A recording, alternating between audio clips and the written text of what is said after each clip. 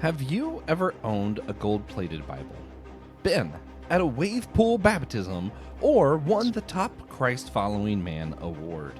If you have, you might be one of the Righteous Gemstones. If not, maybe you're like us and just really enjoy the TV series from HBO Max, Righteous Gemstones. That's what we're going to be talking about today. We're going to have a lot of fun with this one. It's been a long time coming. Whenever your fandoms directly criticize your faith, you're like, well, that's pretty much what this show's about. And that's pretty much what our podcast wants to talk about. So here we go. The perfect match. We might just rename this to the Righteous Gemstones podcast. We won't. But we might get all golden mics if you guys give enough on Patreon. So consider that. Consider that. And white wigs. Oh, man. I can't wait for this episode. We're going to have a lot of fun. I am Joshua Noel. I put Labradorite as my gemstone. That's my subtitle today because it's one of the cheapest ones that still looks good. I am here, of course, with our fellow geekologist, the one who really started it all. If you dig into the lore of systematic geekology, you want to dig a little deeper as a geekologist, you'll know more about Will Rose. Thank you for joining us, Pastor Will. What Man, an episode for a pastor to be. Oh, I can't wait. I can't wait. My pastor, nonetheless. That's right. And I claim, even though my voice isn't very righteous right now, I will say that I feel both righteous and sinner, as Lutherans like to embrace the both and of saint and sinner at the same time. I'm both righteous and sinner at the same time. See, I thought you were going to tell us that you were shouting in tongues and lost your voice as you threw people into a wave pool in a spectacle baptism, you know? Yeah, that's the other story. That sounds Lutheran. That's not Lutheran at all. we don't even do full immersion baptism, right? As a surfer who likes waves, I don't mind doing a baptism in a wave pool. I might just ignore the person being baptized and catch a wave, but who knows? That's fine. Also here with the one, the only, Evan Garcia. Where's my payday? How's it going? Where is my payday? That's how I feel too. Yeah, man. That's some good stuff. Good stuff. Same with my voice. It's not very righteous today. Sorry about that, guys. But we'll be getting into some righteous foolery here with this stuff. Can't wait to talk about it. Y'all plan on being righteous. I plan on getting indignant. I was about to start quoting a really cheesy Christian song, and I decided not to. I know what song you're going to go. You should have kept going. Oh, I man. would have started dancing. That's so funny. Yeah, man. Oh, and of course, we are also here with the one, the only, Kevin Schaeffer, the only one to put a vote in for Cardinal Baby Billy to become Pope. How's it going, Kevin? I mean, I think wouldn't that be awesome? I mean, no diss to the newly elected Pope, but no, this was actually, Will sent me a reel about this where it was like a meme about Baby Billy getting elected Pope, and the whole world is cheering. The amount of like Baby Billy Instagram reels I'm getting in my feed right now makes me really happy because as soon as you like one, the algorithm sends you more, and I love that character is becoming more and more popular in pop culture now.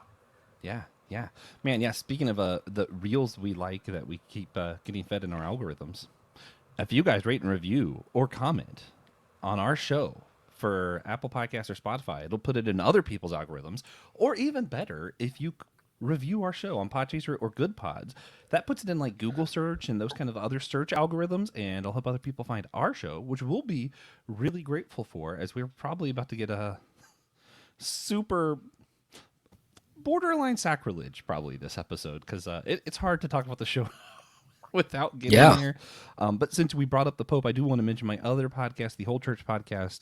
I haven't recorded it yet. By the time this releases, it's probably already out. I am doing an episode with Professor Chris Moreland, who is a devout Catholic who knows a lot about all of this stuff, and we're going to be talking to him some about the new Pope as well as Pope Francis' legacy and that kind of stuff. So if you guys want to learn more about real popes, you can go over there. But if you want to hear more about Baby Billy, stay right here. Stay right here.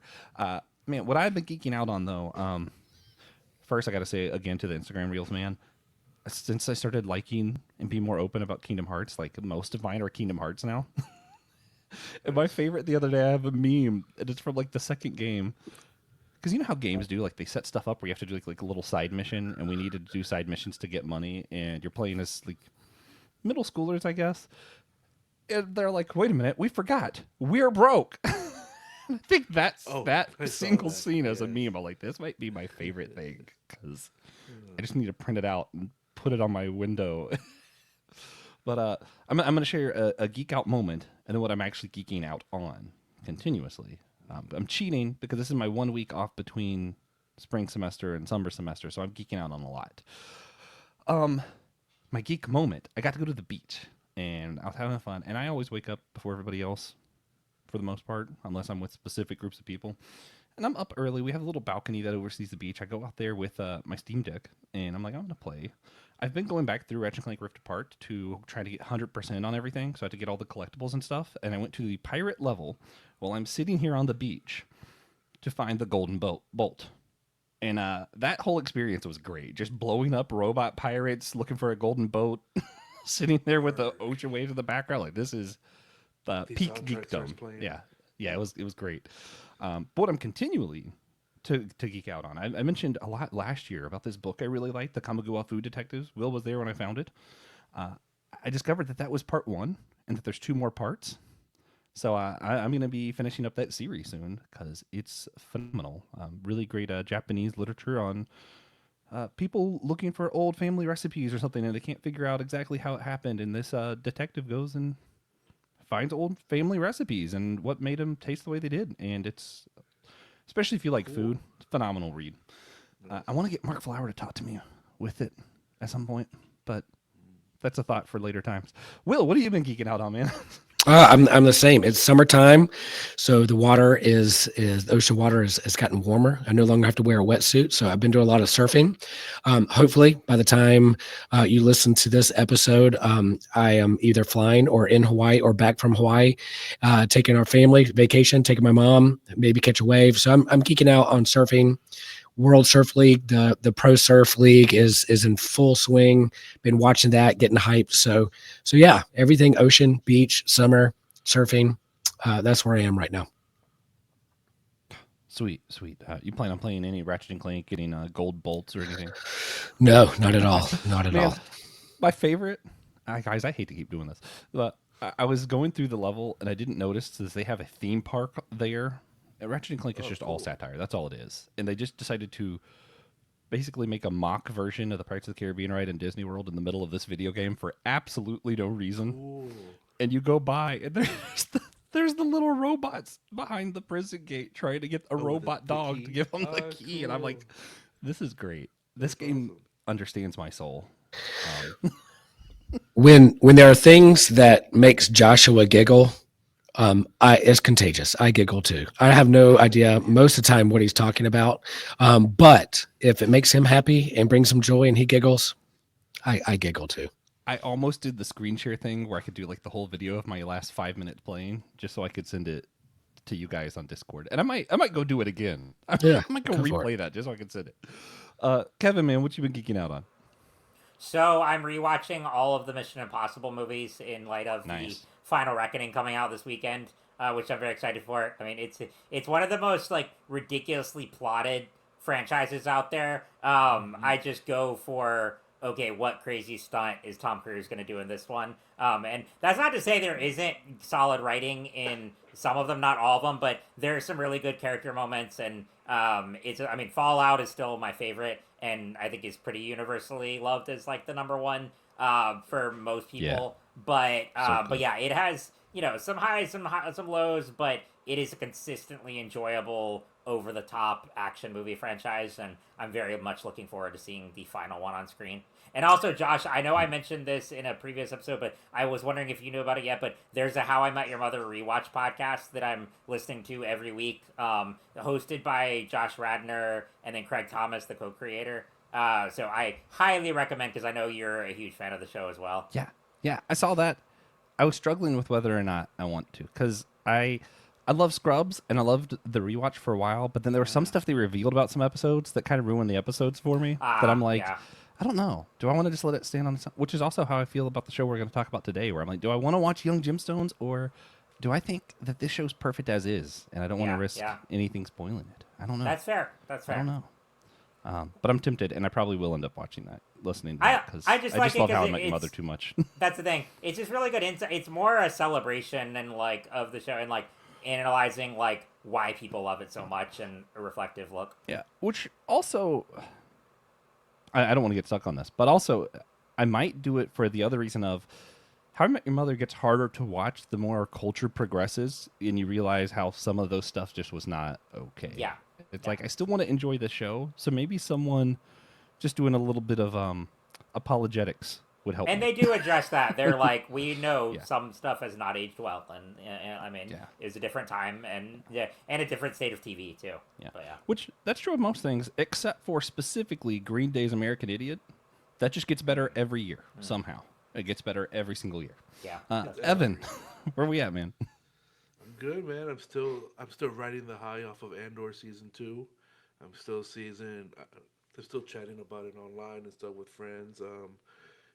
It's pretty busy because we're down to the last a week or so of school for the kids, so trying to wrap that up. Oh, man. My podcasts are still going strong. I keep getting that apologist slash Bible scholar Wesley Huff in my feed, and because he's making waves, and I'm like, why am I seeing this? And then all of a sudden, I see my friend from when I was in high school commenting on something. I'm like, oh wow. So I kind of reconnected with a friend through that. So that was kind of cool. Oh, nice. Yeah. Ironically, that's actually how we met Evan, is because he commented on some of those other podcasts. I was like, wait a minute, we are in relationship with like some of these, and let's talk to Evan. And I'm like, actually, I really like this guy, and here we go. are. Now we're friends. That's how it works. Yeah, I love it. The podcast world is wild. Speaking of the podcast world and Bible scholars, another show that's going to be maybe a limited run, maybe a seasonal run. We'll see on our network, the Anazal Podcast Network. Christian Ashley and myself are going to be going through a book about a divine genocide. Yeah, we're looking at it's a 4-view book. I don't remember the title at the top of my head right now, but you can be looking for it. The title of our podcast on it is going to be Turning the Page on Divine Violence or Divine Genocide. I haven't decided which of those two yet. Cool. But we do have some biblical scholars and stuff lined up to help us do our review of this book. We're going to be going through chapter at a time, and it's going to be a lot of fun. Wow. So be on the lookout for that. I will. Yeah, it'll be. I think it'll be a good time. Maybe we'll jump on afterwards to be like, and here's why this guy in my congregation, Joshua Noel, is a heretic now. We'll see. No, We'll see. no. Who knows? What It's a long table with many voices, but you have been known to be the one with the bad opinion. So we'll see. We'll see what happens if that tracks. Yeah. What's fun, from what I can tell, and I haven't got too much into the book now, Tremper Longman III is on there, and he's a friend of mine, as well as Pete Enns, for those who know Pete Enns. Wow. He is pretty conservative in my book, but I think he's supposed to be the progressive view of the four on there, so I'm like, Oh, geez. I might have an interesting time getting through this. We'll see. I know that view 1 I strongly disagree with, and if that's a good lure for you guys, be looking for that podcast, Turning the Page, on we'll say Divine Violence for now, and if I change the name, you'll know. But with that, I do want to say, if you want to help us get those golden mics we talked about, again, you can support our show, be one of the sponsors on Apple Podcasts, Captivate, or Patreon. Today, we're going to shout out Jonathan Augustin. Thank you, Jonathan. We might even give you your own golden mic once we get to that like $1 million a month patron goal. And remember, guys, if you want your own shout out like Jonathan, you too can support our show for $3 a month on one of those 3 platforms: Apple Podcasts, Captivate, or Patreon. $3 a month is less than I spend on energy drinks, and I believe in you guys. If half of our listeners do it, as Will says, we'll be rich. I think that's what he said. Just like the Righteous Gemstones. We're jumping into the episode now. I want to know, before we get to the show, the good stuff, this show, for those who, I'm going to give like a brief premise, and we'll do a full premise later. It's like televangelist, rich pastors. Like if you follow like the Instagram account, like what was it? The Pastors with Cool Shoes, whatever it's called. Do y'all know what I'm talking about? Sneakers. Preacher sneakers. Yeah. These are the kind of people who would probably be on that Instagram. you know. They're rich people. They're kind of assholes. This is going to be an explicit episode, Joshua. Make sure you put that in the notes. But like that's who we're dealing with. They kind of, for me, they verge on like mega pastor, televangelist, and then like the absurd Pentecostals and someone who grew up Pentecostal. I'm like, I see some of it, and some of it I'm like, no, you guys are, that's not really what it's like. Y'all missed that a little bit. And then some of the stuff I'm like, no, unfortunately, that's pretty spot on. We also do have to do a disclaimer. One of our other hosts, Elizabeth Clyde, is married to Taylor Clyde, who is a worship leader for Faith Assemblies of God in Somerville area. That is technically a megachurch. I like them. I support them, even though theologically I very much disagree with them. I don't think they're the kind of people the show's talking about from my experiences there. But I do want you guys to know that we do have a connection to a megachurch. Before we talk about anything else, because I don't want to be hypocrites. So with all that said, I think we should get into, before we get to the show, our own experiences. So especially, I hate to say this. Now, guys, remember, I grew up, a lot of my early church years was in Florida at a Pentecostal church in Assemblies of God. So when I say this, I don't mean no disrespect. But Evan, as someone who lives in Florida, I feel like you probably got some wild stories. Yeah. What's some of the wildest stuff you've seen in church? I grew up for my formative years was very Pentecostal. I remember the whole scene, and then just one Sunday. What if we went to the boom, same church? I was wondering that, and then just one day in the '90s, we went to a Baptist church without any warning. I was like, wait, what is this place? This is so boring. It's kind of cool. Like, so I grew up in the Baptist, in the Southern Baptist churches in South Florida, in that whole scene, and when it merged into a non-denominational the flavor, I stuck with it. We were still there, and in my 20s, pretty much all of my 20s was used up, being taken advantage of because I have a bunch of spare time and I'm kind of an adult and I have some skills. So I gave my skills to the church for a long time. And so I have a lot of crazy stories about, I don't want to get off, but what was the question? Just some of your craziest stories that you've seen in the church. Like tigers on stage. There's a whole Wait, what? a tiger. Yeah. Praise God. Okay, Yep. that's all. I don't need any context. He because I would serve, and the pastor was very much into Walt Disney at the time, and he heard that one story about Walt Disney bringing in the elephant to the meeting for something, so he thought he would bring the tiger. I'm like, bro, you're not. Yeah, sure. Same thing. There's 24-hour dominoes, a tournament on stage. I saw Batman fall from the roof like 20 feet up. I didn't know you saw me do that. Yeah. Now I know who that was. But yeah, there's a whole scene, and the Righteous Gemstones is a exaggeration of it, but it's not too far off. There's Yeah. season Yeah, one. I never had any tigers. I kind of want to go last because I was pursuing ordination in a Pentecostal church for a while, so I actually have some stories of myself that I want to tell on, and maybe add a little bit of nuance to this before we get into it. Yeah. So I'm going to go last if that's okay with Kevin and Will. Will, as a pastor, I'm excited to hear some of yours. Although you grew up Lutheran, so I don't know how. Crazy. Yeah. Did y'all ever bring like a shark on stage or anything? No, like the craziest thing that would happen in a Lutheran church growing up is like someone would clap after a sermon and everyone would look at that person and be like, "What are you doing? Why are you clapping?" So yeah, the controversy and scandal of clapping after a music presentation or offertory by the choir, that was debated within my church, the chosen frozen of the Lutherans.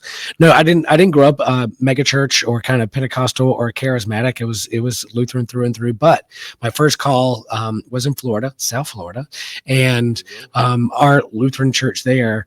I was fresh out of seminary. The people who have been there been a long time, built up that church. God bless them. But they were surrounded by a lot of kind of mega churches and kind of South Florida amusement park, Disney-fied Americana around them. So it was like, how are we going to get attention? How are we going to be like the church down the road? So I feel like that church, and I was taking notes. I was looking at a distance, and as a youth pastor there, how do you compete with the church down the road? How do you get attention? How do you how do you compete? And so that church did some things where they were, and for me, fresh out of seminary, idealistic young pastor, I was kind of like, what are we doing? But I did see there, I guess it wasn't crazy, but at one point, because it's South Florida, you don't experience winter or the seasons.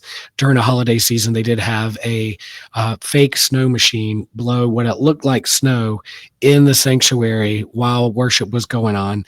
And I'm like, okay, these kind of special effects in church is something that I grew up with and really took me back. But yeah, that whole model of marketing Jesus for the benefit of people's souls was something that was a little new to me when I was down in Florida. Yeah. All right, Kevin, what about you, man? So I grew up Southern Baptist, so I have plenty of all kinds of just, obviously fire and brimstone messages, all that, but not a mega church at the time. I do have experience with mega church, unfortunately. I was never like a member of one, but like kind of like drifted around like churches, so I was like sort of like going to one for a while. But in the church I grew up in, it was just, it was very rigid conservative culture. And one of the things I just thought of that I laugh at is, so like around Halloween, you couldn't say that it was Halloween. They had to like make up alternative names for like the celebrations around that time. I think they called them like Fall Festival or whatever. And like what I just remember one year, like, you couldn't wear any Harry Potter costumes or anything like that. But right, exactly. But I just remember when I was like, oh, I dressed up as Terminator one year and no one said anything. So like I was like, I there. I think exactly. I was like in high school there, and I was like, and no one said anything there. But if I had brought a wand, that would have been the end of the world. But yeah, so I had that. I'd say, I mean, yeah, we didn't have any like lavish productions and stuff, but I was in some very cringy church plays. I'm sure we could all relate to those. Oh gosh, the dialogue you have to read at those. And I mean, because I still did them because I was a theater kid growing up. So like, I would do the church ones, and then I would do like actual plays at school. But yeah, just doing some of those were quite hilarious. And then my mega church experience is just like when we left that church when I graduated high school, due to a very long story there. But I'd gone to a megachurch for a while in my 20s but I was never really connected there. And then my nail in the coffin with that was when a public scandal leaked about it. So, and then I wound up at a very progressive church now that I love, and I love the people there. So it's been a full cycle for me. Yeah, awesome. Will has one more thing. Yeah, I will say that as Lutherans don't really exemplify megachurch model of church and worship, we every 3 years the Evangelical Lutheran Church of America does a national youth gathering. And so all the youth in America gather in like a big dome to do church together and workshops and hear speakers. And so that's kind of Lutherans, ELCA Lutherans doing megachurch model. And so there are like worship praise band, big banners and movie screens and things like that. And I don't know if there's not too many cringy things, but it's not what we usually do on a Sunday morning. That's kind of our way we do mega church, is gathering in this one place as national youth gathering. But I will say there was one time during like Holy Communion in a dome full of like 20,000 kids and youth and adults. Somebody ended up like R&B rapping the communion liturgy of the Lord be with you. Yeah. And also with you. And I just kind of looked to my neighbor like, what are we doing? And I was like, the youth liked it. So I wasn't trying to be too judgy, but yeah, the whole hip hop rap, the communion liturgy was pretty funny. was pretty Yeah. funny. I mean, the first time I ever heard the Apostles' Creed was in rap form. So There you go. 'cause we don't do creeds as Pentecostals or Baptists, really. And I love that Kevin wasn't allowed to be a wizard, but he was allowed to be like an AI killer robot. I love that. They didn't turn an eye there. Yeah. I mean, that's probably just foretelling of our own times where, conservative churches love AI now, but still hate magic. You can have an AI program that might, take over the world or feign spirituality in what I would say is probably a sacrilege kind of way. But if you have a rock that you believe has some spiritual significance, even if you grew up Greek Orthodox, the mystic Christians, you're obviously Satan. Yeah, but my experience, we'd be here all day if I went through everything. I'm gonna try and give some of my high and low lights. I grew up in the kind of family where we push the afterlife so much that like this life doesn't matter. So for a majority of my life, everything was about God, heaven, and I so fully believed things. Like I would see someone like just, we'll say, I'm trying to think of somebody.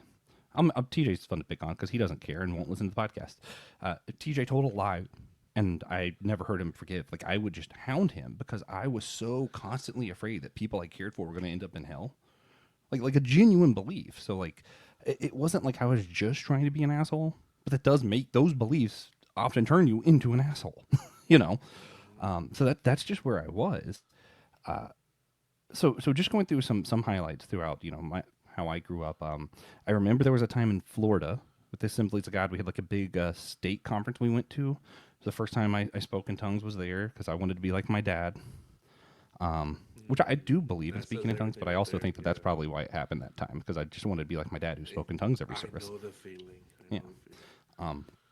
I remember that a lot of the guys stuck into the girls' dressing room, and then some of the girls got in the guys' dressing room.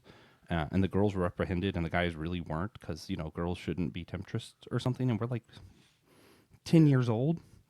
We weren't even doing it for that kind of reason. We were doing it because, like, someone told us there's a difference between guy and girl, and I want to know what it was.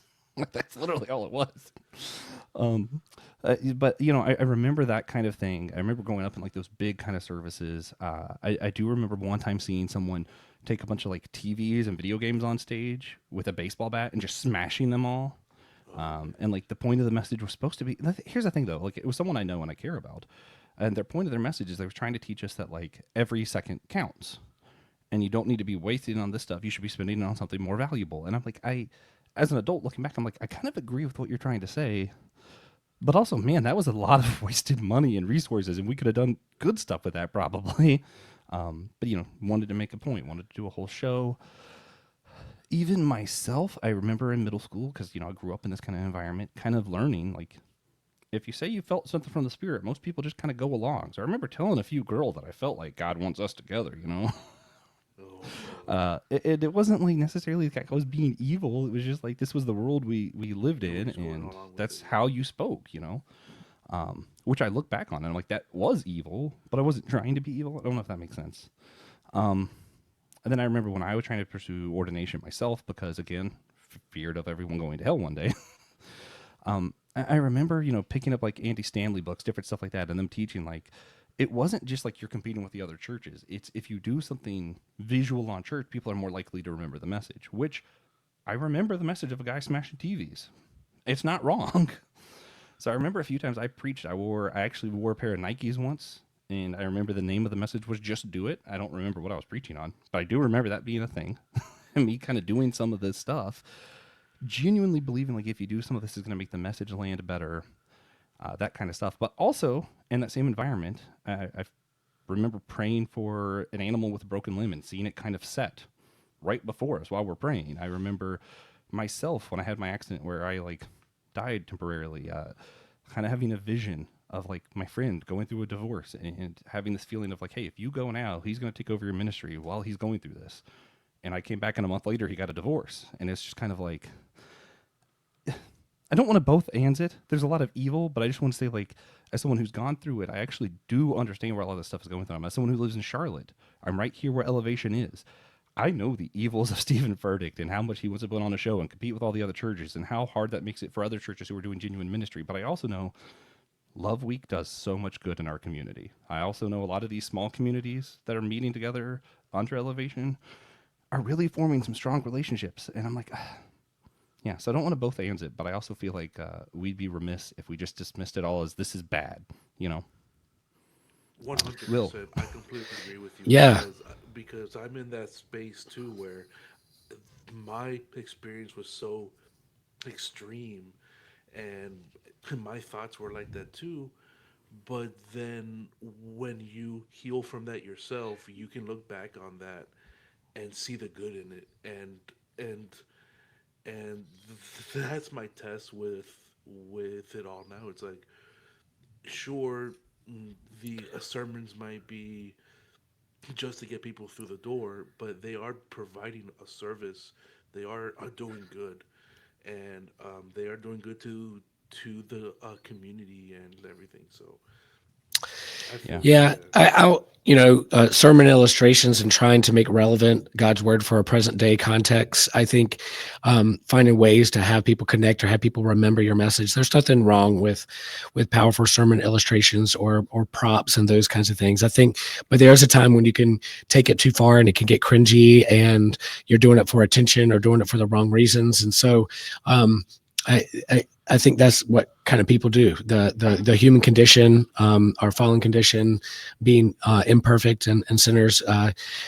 What's our motivation? What's behind all this? So I think I've used sermon illustrations for children's messages, and we just came off of May 4th, and I used Star Wars as kind of a prop to illustrate a depth of spirituality that we're finding in our fandom. And my wife warned me. She was like, "Hey, don't take it too far. Don't make it cringy. Don't become like a megachurch. This, doing all these things. Use it in a way that's still reverent and points to Jesus, not drawing attention to yourself or other things." And I think with Righteous Gemstones, Danny McBride has said in interviews, I've heard him on podcasts and things, talk about like they really don't want to parody Jesus or pick on Jesus or say that religion is bad or Christianity is bad, but sometimes the people that follow these religions, that follow Jesus, are the absurdity behind it. That's what they're parodying. The personalities and the people that follow Jesus that take it too far, that's who they're really trying to shine a light on and hold a mirror to, of the absurdity of some of these mega churches and what they're up to. And so I think with the show itself, there is a depth to family and relationships and love and what they're truly hungering for and what they're longing for. And you'll never find, even though, yes, it's rated R, is gratuitous cussing and sex and full frontal nudity. And this show is not for everyone and not for all Christians, but or any people of faith, all people. But I think if you go into it knowing that it's rated R, knowing that is going to take things really far and cross lines in certain ways, but if you look behind of what's going on in the comedy that will illustrate real world problems and what people commodify Jesus or the church or religion for, I think that's where you can see the critique and the commentary on present day, mainly America, and how we the biggest, the loudest, the most popular, the most attended, the most people, the most money, they're the most successful. The prosperity gospel in its full, without any hidden agendas, but it's full frontal prosperity gospel. That's what this is, full frontal prosperity gospel. That I think that's what they're trying to say. Whether you agree with his humor or not, I think that's what's going on in the show. And I think in our churches that two truths can hang out in the same room together. Two things can be right. Two things can kind of hang out together and have a dialogue. And I think that can go with what we grew up with in these religious circles. Yeah. Man, two more quick things before we get into it, because I do want to mention, and part of it's because I want to recommend something for people. One is I'm trying to think of how to do this. I'm just going to lean into one and maybe forget the other. I'm going to be explicit with this because I think it's correct to be. There's a church in Greenville, South Carolina, Legacy, that I've seen do a lot of harm, and it's affected a lot of people personally to me. I've seen where they made up stuff accusing people so they could kick them out because basically someone disagreed with the head pastor and his ego was just too big for that. A lot of the stuff they teach is pretty close to prosperity gospel, even though it's not quite there. But because their church keeps growing, the denomination I grew up in keeps supporting them anyway. And that's part of why I didn't want to be associated with it anymore. Because I can deal with some theological disagreements, but supporting something like that, I'm like, that to me, that church to me, I would say is just evil. Because I feel like you got to call stuff what it is. Maybe I am biased because some of my close friends were kicked out for reasons that had to do with this pastor's ego, including a friend of mine who a lot of people might know, Shama Marema. He's talked with me on a podcast about this before. He started a podcast, Church Stories. He's done some stuff with VeggieTales and Fish Visher now, the VeggieTales remix, the Chick-fil-A song. He does a lot of stuff like that. And he branched off. Originally, he was a youth pastor at Legacy back when they were called College Park. So I've seen a lot of this damage and what it can do and how hard it is for some people to heal from it.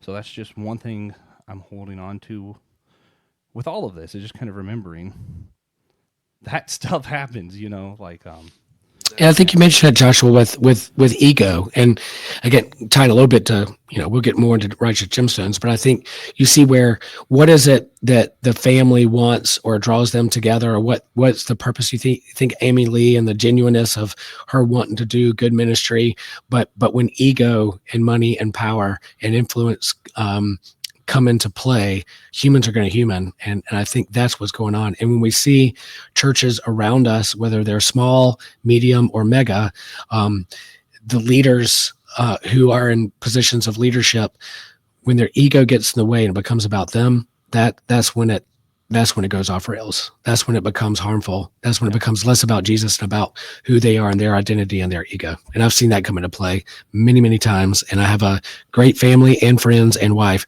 who hopefully will not let me become that way, even though I'm tempted all the time. Yeah. And and it's it's not just Pentecostal churches. Other churches have this stuff too. Again, Pentecostals do a lot of good. A lot of the best stuff that's happened to me in my life are because time spent in prayer in those organizations or people who spoke to me, particularly smaller ones like up where my granny lived in like the hills of Virginia. Some of those Pentecostal churches are some of the best people I know go to those. So no diss on them, but we are going to diss churches like the ones ran by the Gemstones. Kevin, could you tell us a little bit, what is the premise of the Righteous Gemstone show? And then let's just each say like what drew us into the show. Like, 'cause as Christians, maybe people are surprised that we were like, we want to watch this thing where we're talking about how crappy the church is. Yeah, so the Righteous Gemstones follows the Gemstone family, which the patriarch, played by John Goodman, is Eli Gemstone. He is a really famous megachurch pastor in South Carolina that has built kind of this megachurch empire over the course of decades. He's a widower. His wife, Amy Lou, died back in when the kids, I forget which year in the show, but when his three kids were a little bit younger, she was sick, but she was instrumental to his life and to the family as well. And then he has three adult children: Jesse, played by Danny McBride; Judy, played by Edie Patterson; and Kelvin, played by Adam Devine. And each of them have their own immaturities and their own wrestling conflicts internally. But the knowing that at the beginning of the show that Eli is getting older and probably approaching retirement at some point, the question on his mind is, who will inherit his megachurch empire? Much in the same way that we have like HBO Succession. It's a very different tone here, but there are parallels to that show, and so the story kind of follows just this family. Oh, go ahead. Wait, Josh, what are you saying something? Oh, sorry. But yeah, so okay, so Eli is the head patriarch of this megachurch family empire that he built with his late wife, Amy Lou, who was instrumental to Eli and to the whole family. And they have three now adult children, or Eli has them now. Jesse, played by Danny McBride; Judy, played by Edie Patterson; and Kelvin, played by Adam Devine. And each of them have their own immaturities, and the question that is present at the beginning of the show is who will inherit the empire when Eli retires, because it kind of sets that up from the beginning. But each of them kind of have their own, not just immaturities, but also scandals. And in the pilot episode, there's a big scandal involving Jesse regarding a sex tape that a rival is threatening him with. And so that could, potentially bring down the entire empire. And so it's that's one of the central conflicts introduced at the beginning. But also another key aspect of the show is that it plays with different kind of antagonists each season and different stories that all challenge the notion of how can the gemstones live on and will their legacy survive. But it introduces kind of new villains, new conflicts each season. And then also a key player that we've mentioned already is Uncle Baby Billy, who is Eli's brother-in-law. He was Amy Lou's brother, played by Walton Goggins, and he also has a key role playing in the evolution of the Gemstone Church, and you get to see a lot of great, not just comic relief with them, but some really interesting arcs there too. So that's kind of an overview. And as far as what got me into the show, I had known about it for a while. I wish I had jumped on it sooner. I only started watching late last year, and I got hooked right away and binged the first few seasons, and then I was able to watch the final season live as it aired.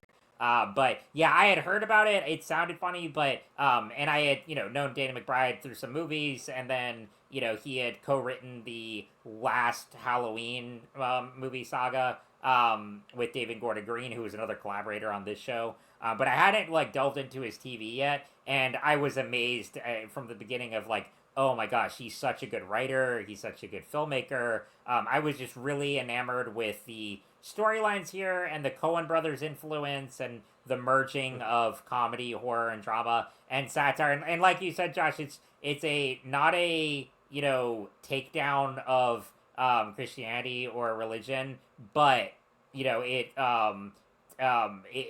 satirizes the church's obsession with money and power, which I think is very relevant. But it makes sure just to humanize the characters. Yeah. For myself, I think you did good with like as far as the premise and stuff goes. I really got into it. I was bored one day and the wife was at home and I was on HBO and I knew nothing about it. My brain was like, oh, this is going to be the absolute worst preachers ever. And every now and then I like listening to stuff that makes me mad so that I remember why I don't want to be like other people. And then I was like, oh, this isn't televangelist. And then it was televangelist. It was just a show about televangelists and it was comedy. And I was like, wow, this is not the kind of comedy I usually go for. For me, it feels kind of like Will Ferrell kind of style comedy, which I watch almost nothing with him in it on as much as I can help it. I just don't like Will Ferrell very much. But Josh, I don't know. I guess this opinions. one because it's Josh with bad opinions. But this one, I guess, just because it was more relevant to my own life, was just funnier because I'm like I get it. I understand why we're making fun of this. Anyway, Will, what about you? What drew you in? Yeah, I'm a big Danny McBride fan. I like him on Eastbound and Down. Danny McBride is Jesse, and he's kind of the founder and writer of the show. And so he did Eastbound and Down, which was filmed down in Wilmington. Fun fact, he lived across the street from my parents at Wrightsville Beach one whole summer when he was filming a season of Eastbound and Down. When it gave him a head nod in the driveway one day when I was walking out surfing. I was like, oh, Danny McBride, nice. What's up? He gave me a head nod. I ignored him, didn't ask for his autograph. And then he did Vice Principals. And when I saw this come up on HBO and I heard another podcast, some Lutheran friends who have a preaching podcast, they were talking about, they talk about what they're geeking out on a little before they get into the text, talked about Righteous Gemstones and some of the funny moments. And I was like, I got to watch this, and dove right in. And yeah, there are moments when it is kind of convicting and you're like, oh man, it's cringy. I hope people don't say, when I was watching this with my daughter, I was like, I just want to remind you, this is not our brand, right? And she goes, yeah, Dad, I know. And I'm like, okay. So I get a little protective of my religion when it comes to that. Not all preachers are like this, but I get the Saturday Night Live skit parody, what they're trying to illustrate with what's going on. So I was on board, and it was appointment television every Sunday night. Yeah. Because I know you're going to have to leave early in case you don't get the chance. I need to know favorite character, favorite scene, Okay. joke favorite song, because you have a lot of good Oh songs my that you like from this. gosh. All right. So it's hard for me not to pick Uncle Baby Billy because he just so much. He lives rent free in my head. I quote him all day long in my head. I love his reels. But kind of a under the radar, kind of sneaky, great character for me on the show is BJ, Judy's partner and husband. He is so funny the way he kind of genuinely asks questions and seems kind of innocent, and he's with this kind of obnoxious person. All of them are great and make me laugh and have great moments. But I would say him and that season 2, when he gets baptized and the build up to that, and like the family skepticism of him and him trying to be like a part of the family, but he's really an outsider. And the fact that his family is from Asheville, North Carolina. And so the rest of the family is skeptical towards them because they must be atheists or heathens because they're from Asheville, North Carolina. It makes me laugh really, really hard.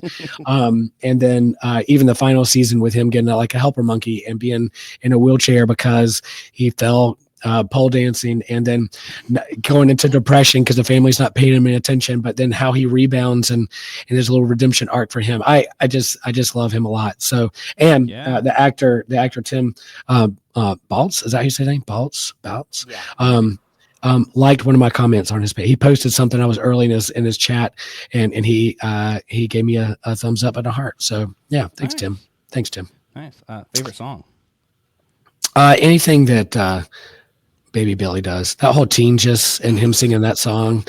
I mean, and the fact that he didn't like the actor who's playing young Jesus, so he's going to do it himself, and he's old and he has receding hairline and glasses and still plays Jesus with like these big gaudy rings on his fingers. And it's fantastic. It's comedy gold. And now this type of humor, Will Ferrell, this humor is right up my alley. It's everything that makes me laugh. So there you go.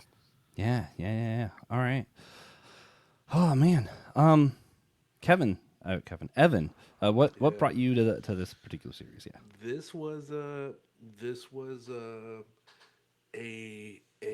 recommendation from a coworker of mine. He knew that I was a church guy. I was religious, and we had similar tastes in movies and shows, and he brought me into Vice Principals, and I love that show. And he goes, "Well, they're making a show about churches," and I'm like, "Really?" So I got into it, and I thank him for doing that because it's perfect. Like Danny McBride did great, and his humor is like Will Ferrell's pretty much, yeah, yeah. So, but yeah, I thank yeah, my coworker for bringing me onto this show. yeah. I'm trying to get my wife to watch, because as much as she doesn't care about, like, I don't think she would care about the particular world it's about, but it's definitely her kind of sense of humor too. Yeah. Will said he had one more thing he wanted to say too, right? Yeah. So the final season, I loved how they really thought that they could have wrapped up with season 3. It was a perfect ending, and like kind of the ghost of Amy Lee, like looking at them and kind of being proud of her family that's kind of come together through adversity. But they were having too much fun, so I think they wanted to do one final season. There were other seasons and scenarios I liked a little better, but I thought it still had just some fantastic moments. And when Calvin started his church Prism, which is a more progressive example of a megachurch and kind of the spectrum of diversity and human sexuality, I couldn't help but think like, oh, dude, that's the Theology Beer Camp. They're parodying not only megachurches and fundamentalism and the scandals behind those things, but they're also parodying a progressive church. And some of the things that were going on there, I was like, dude, that is some of the progressive Lutheran circles. That is some of Theology Beer Camp. So nobody's safe. Kind of like South Park. They pick on everybody. Nobody is safe from their parody and coming at you. So kudos to the writers who understand that there's a breadth and depth to all Christianity, not just one archetype of mega churches. Yeah. I want to say on that before we move along with the outline a little bit, because it is something that that interests me, that this series comments on. In season 4, you see it with Prism and kind of the more LGBTQ friendly churches. As season 2, I think it is, maybe season 3. I think it was season 2. Judy with like women in ministry and like women getting more of a voice was kind of brought up. here's what I thought was interesting about the commentary that still bothers me, and it's actually what kept me from becoming more progressive for a really long time. You do have a lot of churches that seem like they're just doing it because they want more people in or want to be better accepted by the culture, and I think that's what this is parodying, where it's like, oh, well, if we have more women, more people will come to our church, or if we do this thing that the culture's doing and start affirming people, it's that, and people like me want more like reasoning, and that's kind of like part of my like. I did that thing where I overcorrected when I started leaving Pentecostalism, where I became all intellectual, and I read, I think it was Francis Chan that was like Forgotten God, and I'm like, oh, wait a minute. We are still saying that we believe that the living God that created the universe has something to do with me personally. It's kind of absurd to think that some spiritual things can't happen. I need that kind of basis, like where it's not just, oh, hey, this is what the world's doing, and this seems right, or this feels right. Doesn't it just seem wrong to say we don't want to let people love each other?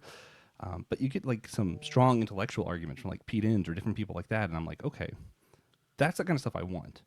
One of the people I respect the most, who is still conservative, Trimper Longman III, he writes a book like about Old Testament controversies, and he verbatim says, I want to support same-sex marriage, but from what I see in the text and what I believe about the Bible, I can't make this make sense. And that's where I'm like, I disagree with you, but he's being intellectually honest. And that's what bothers me about a lot of this kind of stuff. And what makes the show really complicated is like there's some points where they're just not intellectually honest at all. They're just doing what brings them more people in. But then there's moments where you see their personal lives, and it really does seem like they have to believe something about this, but also they're able to change their beliefs in order to make more money. And I'm like, where? Huh?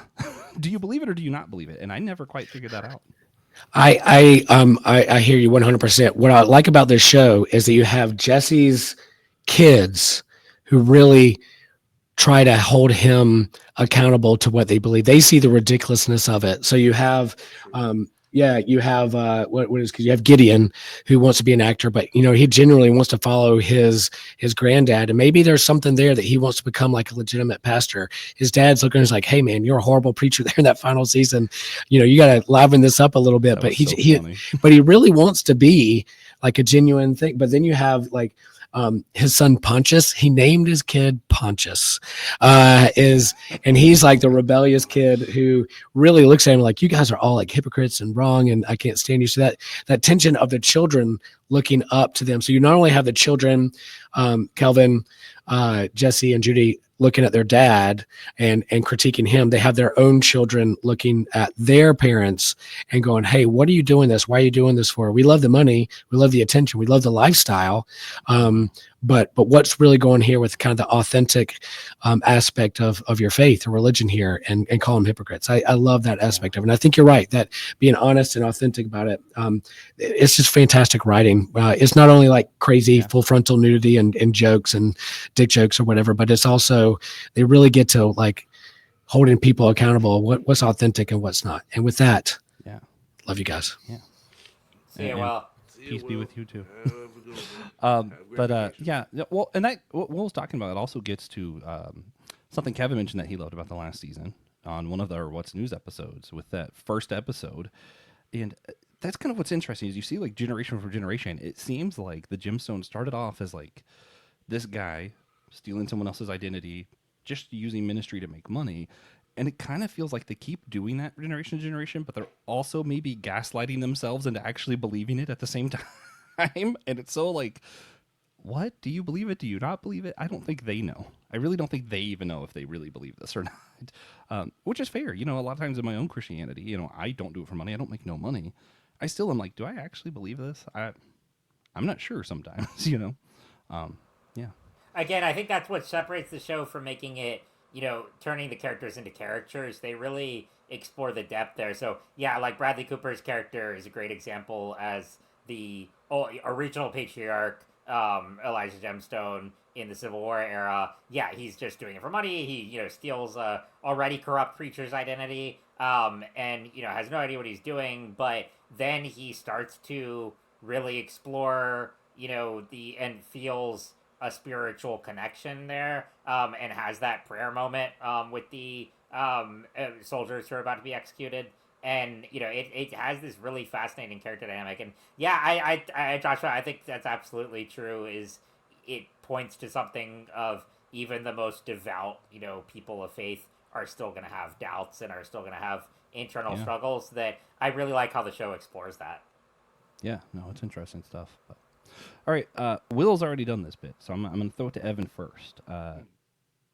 Who, if you had to pick one character, because like the thing about the show is, to me, it's less about the overall story and more about each individual character. Like it does a really good job at character building.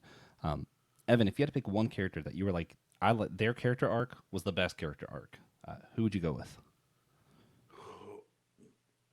The best character arc, as opposed to my favorite character arc, because those are two different things. Either one, whatever Alright. feels best in your heart. Yeah. Let the I spirit don't guide you, know. Evan. Yeah.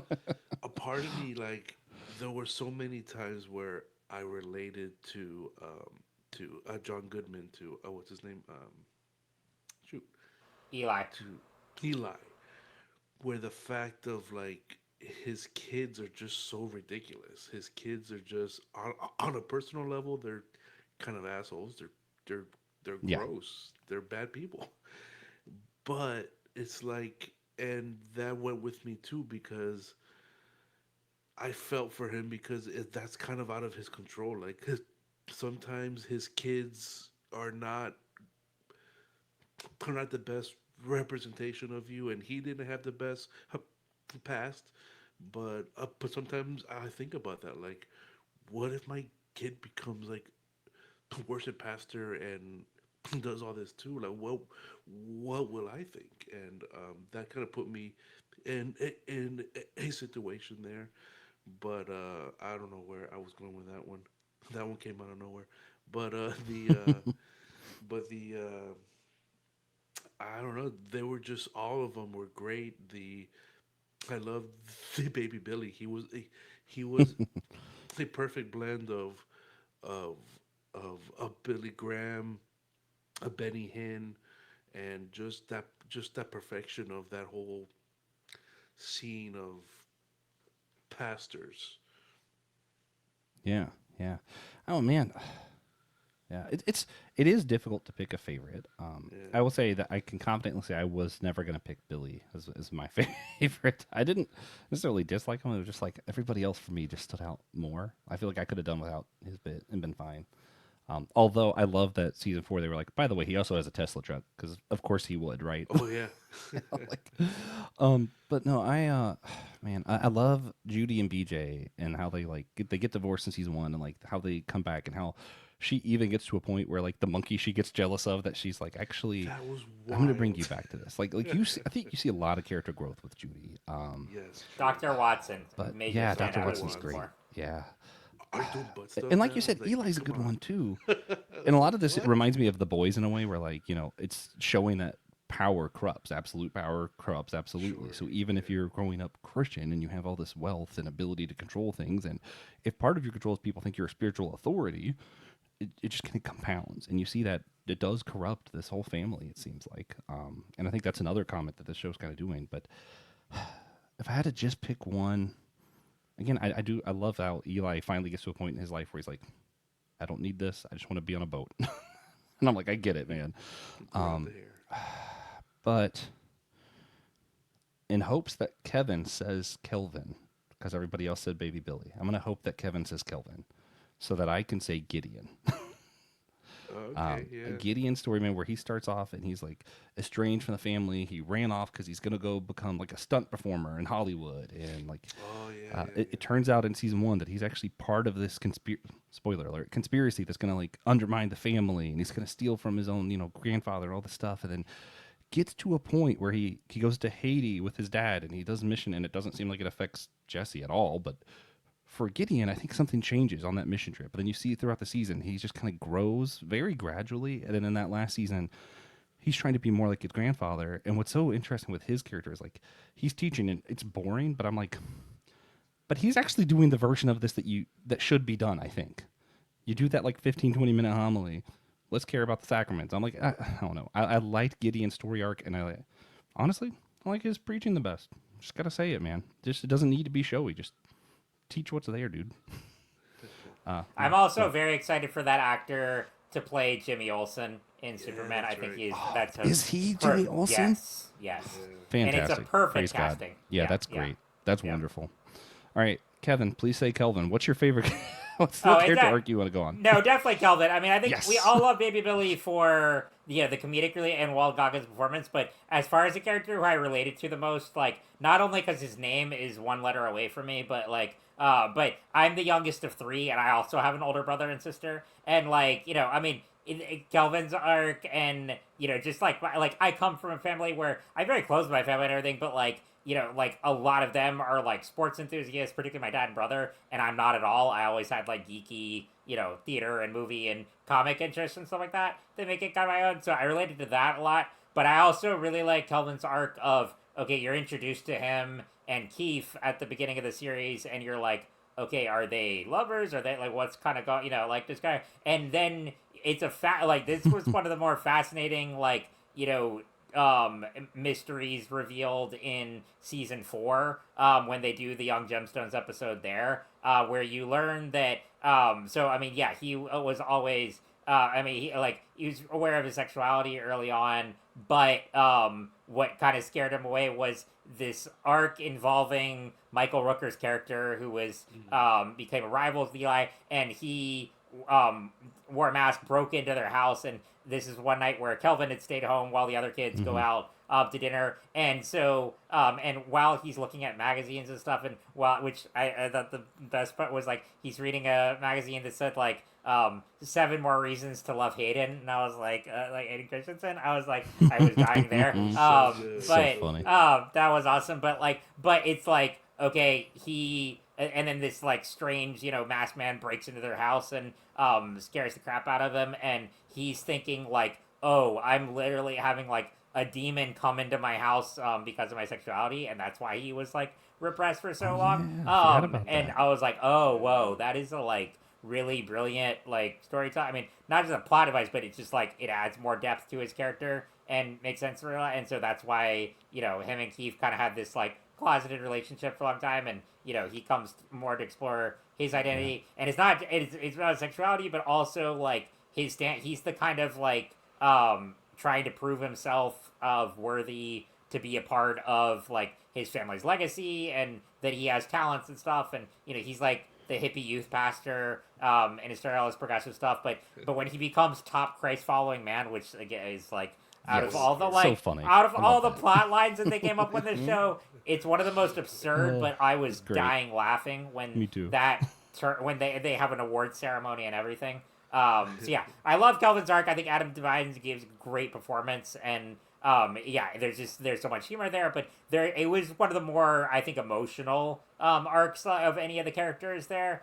Just seeing his journey throughout the show, and the way he kind of reconciles with his siblings, because I get as the younger brother, I can relate to being kind of obnoxious and stuff with my older siblings when I was a kid and all that, and for these three, my siblings and I have matured a lot, but I know with these characters, a lot of them kind of stay in their own, immature angles and stuff, even to adulthood. But they work through that, and they're able to really come together by the end, and that's what I really liked. But yeah, so Kelvin, I think, has my favorite arc for me, but I really love all the characters in the show. There are so many that just really fascinating.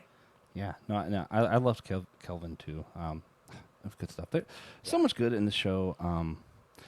I want to, well, since we gave Will the chance, I want to do this for us, and then I got one more wrap up thing before we get to the actual wrap up.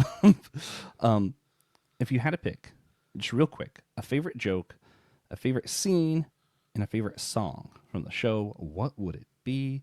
I think my favorite joke, as immature as this is, it probably just because of the time I grew up in that I think it's funny, was when the first time that Jesse catches his son and he doesn't quite know what he caught Gideon doing, so he assumes that Gideon's gay for some reason. He's like, "Oh, you're bi," and then he gets confronted, and they're like, "Oh, what are you doing?" He's like, "I love my bi son." I don't know why that was so funny. I'm like, that's not what this is about at all. Kudos to you, glad you do, but that's not what's happening. So his ignorance there just made that moment particularly funny to me. Favorite scene, what was the other one? Favorite joke? Oh, that was Favorite song. That was probably Yeah. favorite joke. So my favorite scene, at first this one irritated me, but I'm going to stick with this. near the end, Eli's reading a note that his former wife Amy Lee wrote to her best friend that he kind of sees it. It's a whole thing, and it's talking about how like you don't need a perfect ending to wrap stuff up. And it was just I don't know. It for me at first I was like that's irritating. That's just an excuse because you guys didn't feel like right up. And then the more I think about it, I'm like no, but that's just life. You know, like when you lose somebody or like you move away, there's never like for the most part you don't look back and go that was a good finale to that part of my life. It just kind of Exactly. ended at some point, and you don't even realize when it ends a lot of the time. So, yeah, it went from a moment that I really didn't like to probably my favorite. Favorite song, of course, has to be "Misbehavin'" from Yeah, Amy so Lee catchy. and Bob Billy. Baby Billy, yeah. That was just it was a funny "Misbehavin'." If you're gonna listen to one song, I think it's got to be that. Yeah, Kevin, what about you, man? Okay, so favorite joke. This is actually one of the reasons why it's in the finale. But I think Jesse has some of the best one-liners throughout the show, Oh my and it's gosh. when Oh yeah, so so when he true. does He when be he's riffing. in the what is the club the Pistols and something society Yeah, where they Yeah. like yeah, it's these like old pastors like in a pistol club. But anyway, he challenges in a duel to the death with one of this one of his rivals there who's kind of a jerk and you know it's in the opening scene so you know obviously probably not one of them is not neither of them are going to die it's going to joke and yeah they and like no one dies in the duel but he says something along the lines of I show mercy to you today, orphan. Like I mean, like it's something like that. Like, and I that was I mean, there are he's moments still like that insulting him. Yeah, where I think I just like was about to fall over. Like, I mean, the way his yeah. delivery is just so dry and impeccable. But yeah, just like I have mercy on you, orphan. You know, like I mean, it was just such a Jesse Danny McBride moment. So that is one of my absolute favorites. Oh yeah. And then favorite scene, there's a lot, but also one from the finale, I do like. I mean, as much as I wanted to see Teen Just come to fruition and see a trailer for it and everything like that, I I did want the really like. actual play to be Yes, produced. Yeah. yes, exactly, exactly. That would be amazing. But I really did like that Baby Billy decides to just end it and says like, you know, he says like screw TV. I was gonna go back because he has this arc of finally seeing what's important and wanting to be with his wife and kids. And it's one of the things from when he's first introduced in season 1 and he has a wife who is like less than half of his age. I was like, okay, this is gonna be another guy who like he'll probably go through like you know 3 different women before the show ends. Yeah. I thought it kind of like touching that he and Tiffany stay together. And they gave actually her more depth than I would have thought originally. I thought that would have been more of a joke kind of thing. And I liked how they evolved that. So by the end of that, when he decides to give up on his dream of you know becoming this like TV sensation, both as like an actor, writer, director, and to spend time with his family. I really like that moment. It was really good. You know, again, I still want to see Teen Just as a full show Oh yeah, for at sure. some point, but it, from a writing perspective, I liked how they ended it there. Yeah. And then my favorite song, I have it on a YouTube playlist, is the There'll Come a Fantastic. Payday. You know, like I mean, I love Oh man. Misbehaving, but the Yeah. There'll Come a Payday, just the way That's they so dress funny. up Billy in that scene. He's at this hotel. I was just like, I was dying when I There's no first saw precedence that for scene. it. They just There's they no, they just kind throw of you gave right it to into us. it, Yeah. Like we and want it to was do this brilliant. now. Yes. Yeah, it's so funny, man. Yep. Well, and so both of your moments also like it speaks. I'm sorry to do this, but one of the things that showed us so well is like even when they have character growth moments, you never get this moment of like they were bad and now they're good. One of my other favorite moments in the finale is like they're praying for this guy who shot them. There's like an old family friend who now they shot and he's going to die. And he's like just asked for them to pray for him and this Oh my big character goodness. growth moment because like they're praying for someone who Yeah. tried to kill them, and during the prayer you see them all kind of realizing like, oh, life's not all about them. But at the same time, while they're doing that, they're praying, being like, and God, you know, forgive him if he ever made it about himself. And, like clearly they're making this prayer Yes. about themselves while he's Yeah. dying. And I'm like, it's so funny because it's like it is definitely a character growth moment, but they're still kind of oblivious to the fact that they're doing it right then. Yep. So it's like they're never perfect. Yeah, Evan, what about you, man? Favorite scene, favorite joke, favorite song. There's so many jokes, man. I don't know. There were so many jokes that were just like quick that went by, and you just like, damn, he really said that or something like that. Like, whoa. But the one scene that came to my mind that captures like how personal the show can really get, despite being so absurd, is the scene where BJ and what is her name now? Tina? No, um, uh, Jesse's sister. I forgot. But they go to Outback Steakhouse to kind of fix their relationship because she cheated on the worship guy, the guitarist, and she has to apologize for lying that she's been with like a million men and that she's only been with one man. But then she goes to tell the story of her last boyfriend, and it was when she was a teenager and she sexually assaulted her teacher, and she thought that was a real relationship. And I was just like, oh my god, like that suspect that arrested development that so hard that you don't know what is reality and stuff like that. It just goes to show how extreme they can get, but how I still feel bad for her, like in a therapeutic Yeah. sense, like dang, like what? Yeah. So, um, The show does and a lot of that. the favorite song was the Payday. Payday was good. Yeah. Payday. Yeah. I That's wish favorite. I remembered more because I saw it as it was coming out, and it's been a few years since I've seen the first season, so it's like I Yeah. was Well, it's still funny. Is like at my even old the songs that job. weren't like So original songs. I was doing a episode that's going to come out on Memorial Day with Will for Some Joyful Noise, where we're kind of like creating our summer playlist, and so many songs that are on his list are songs that they play like as like background or soundtrack in this show. So like it does have some just good songs, just all around. nice. Yeah. Oh man, this is a it's a big show. A lot that we could have talked about that we didn't. You know, 4 whole seasons. You really could probably do a whole podcast just on this show if you wanted to. We're not going to. Yeah. A Um, rewatch. but but I did want to say, as far as like trying to sum up thoughts. So I have another thing I do called Dummy for Theology. It was its own podcast. Now it's part of a different podcast, Be Living Water, that I do. And in Dummy for Theology, I always wrap up instead of 3 practical actions with 3 questions to keep thinking on, so we can keep on struggling together. It's kind of like the whole gimmick, right?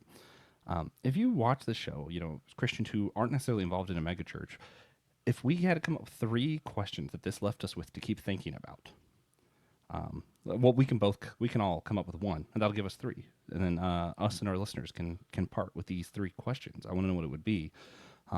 I'll go first, give you time to think about it because this wasn't in the outline. I want to go with when I think about the show and a lot of the flaws and stuff it has.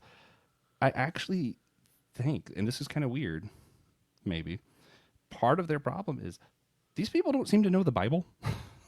You know, like I'm like, I know like that's like a really conservative takeaway from this, but I'm like, I actually feel like maybe if they were more Bible focused, a lot of this stuff wouldn't have happened. So maybe my takeaway question is like, are we spending enough time in the Bible? I know that's super basic and whatever, but I actually think that's probably important to consider when you're thinking about this kind of stuff. Kevin, I'm gonna put you on the spot. What's our second question? I would say it revolves back to kind of the origins of both Danny McBride as a story because he has said that like the roots of him as a storyteller started when he was growing up in church and his mom did like puppet shows and stuff at a church. You know, it wasn't like a mega church, but he was able to like learn storytelling through that, and that's what kind of led him to this. And really, you know, getting back to the themes of, you know, satirizing a lot of the church's obsession with money and power, but also humanizing the characters. I would say it's just like, are we listening to each other's stories? Because I think that's where we can really Interesting. Yeah. break down a lot of barriers and understand each other better, and hopefully reduce our. Because I think all of us, let's be honest, are, you know, have some lust for power Yeah, inside of us definitely. and we have a tendency to view people that oppose us as like less than. But ultimately, if we can just like learn from each other and and listen to each other's stories, we can really better understand each other and grow as people, both spiritually. Yeah, yeah. All right, so we got man, that's a good one. Are we spending enough time in the Bible? Are we listening to each other's stories? Evan, what's our third takeaway question? I don't know because you guys kind of stole mine because I was thinking to both of you guys. I was thinking about that, how the mother was the patriarch of the family, and she set the level for them, and they just assumed Christianity was the way their mom was. So they didn't really know the Bible. They they just assumed it culturally.